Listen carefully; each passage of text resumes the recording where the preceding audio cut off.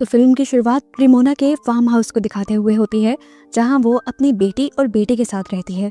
रेमोना इस टाइम एक वीडियो देख रही थी, जिससे हमें पता चलता है कि रेमोना और उसके हस्बैंड ने बहुत प्यार से ही ये फार्म हाउस बनाया था और इसकी एक एक चीज को मैनेज किया था। रेमोना ये वीडियो देखकर दुखी थी, क्योंकि उसके हस्बैंड की डेथ हो गई थी एक एक्सीडेंट में, जिस एक्सीडेंट में रेमोना की भी टांगे चली गई थी। इस एक्सीडेंट ने रेमोना को मेंटली भी बिल्कुल तोड़ के रख दिया था, यहाँ तक कि वो अब अपने घर और बच्चों पे भी सही से ध्यान नहीं दे पा रही थी, जिसकी वजह से उसके घर के हालात काफी खराब हो चुके थे। यहाँ तक कि घर का सारा छोटा बड़ा काम टेलर करता था। इसके बावजूद भी रेमोना का बिहेवियर इन लोगों के साथ सख्त रहता था। रेमोना रोज उठते ही बस एक चीज कहती है, गिव मी स्ट्रेंथ। जब वो कमरे से बाहर आती है तो देखती है कि टेलर ने ज्यादातर काम तो कर लिया था, लेकिन घर की बहुत सारी चीजें खत्म हो गई थी।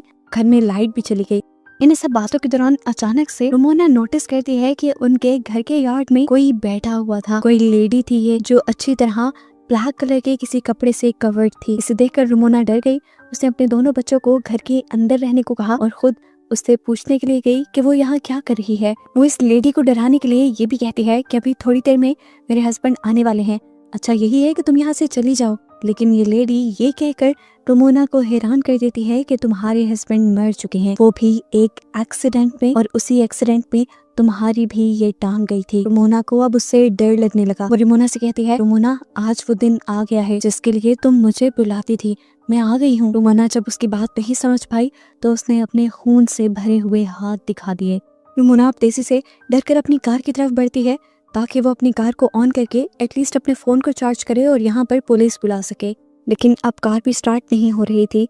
डरते हुए रेमोना घर के अंदर आ जाती है तो बच्चे उससे ब्लैक ड्रेस वाली लेडी के बारे में पूछने लगते हैं। वो बच्चों को कुछ भी बताने के बजाय उन्हें डांट कर चुप करवा देती है। बच्चों के सवाल जब खत्म नहीं होते तो रेमोना का गुस्सा एक हद से ज्यादा बढ़ जाता है। वो चीजों को तोड़ने लग जाती है और अपने बच्चों पर भी शाउट करती है, जिसके बाद खड़े होकर वो घर के सभी खिड़कियां दरवाजे लॉक कर देती है। इसके बाद जब वो बैठती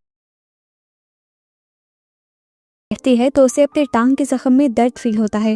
वो देखती है कि वहाँ एक स्टिच निकला हुआ था। रेमोना नोटिस करती है कि वो औरत थोड़ा सा इनके घर के करीब हो गई है। ये देखते हुए वो सोचती है कि वो अपने डॉग चार्ली को घर के अंदर ले आए, लेकिन जब वो बाहर गई तो उसने देखा कि उनका डॉग भी वहाँ नहीं था।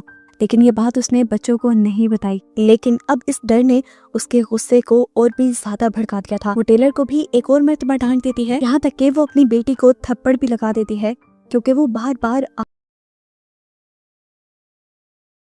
उल्टा लिख रही थी। रेमोना को एकदम से अपनी गलती का एहसास भी हो जाता है। इतनी बड़ी गलती नहीं थी उसकी बेटी की जितनी उसने सजा दे दी, इसलिए उसने फौरन अपनी बेटी को गले लगा दिया। और जैसे ही उसने शीशे में देखा तो कुछ अजीब हुआ। उसके हाथ में एक चाकू है जो उसने जल्दी से अपनी बेटी के अंदर स्टैब कर दिया। एकदम से वो होश में आई और उसने देखा कि इस टाइम उसकी गोद में एक पिलो था, लेकिन उसने इस पिलो के अंदर चाकू स्टैब किया था। ये उसके पास किस टाइम में आया, उसे किसने पकड़ाया, कुछ याद नहीं। टेलर जब पीछे अपनी मॉम को देखता है तो और भी ज्यादा परेशान हो जाता है।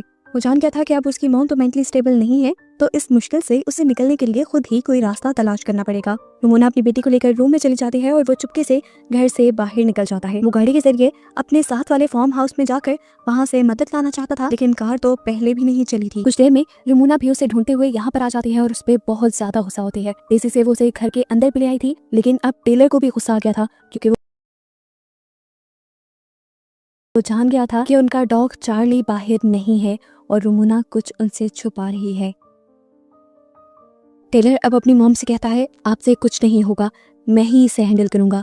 ये कहकर वो गुस्से में एक रूम में चला गया जहाँ पर उसके डैड की चीजें थी और यहाँ पर उसने एक गन उठा ली। रेमोना उससे आकर लड़ने लगी, ये क्या कर रही हो तुम, उसे वापिस रखो। और इनकी बहस के दौरान हमने बाहर ब्लैक लेडी को देखा। वो इनके घर के और करीब आ गई थी। अब टेलर गुस्से में गन लेकर बाहर जाता है और इस ब्लैक लेडी के ऊपर गन तान देता है और उससे कहता है, जल्दी से निकल जाओ मेरी प्रॉपर्टी पे से। वो औरत टेलर से डरती नहीं बल्कि अपना वेल उठाकर कहती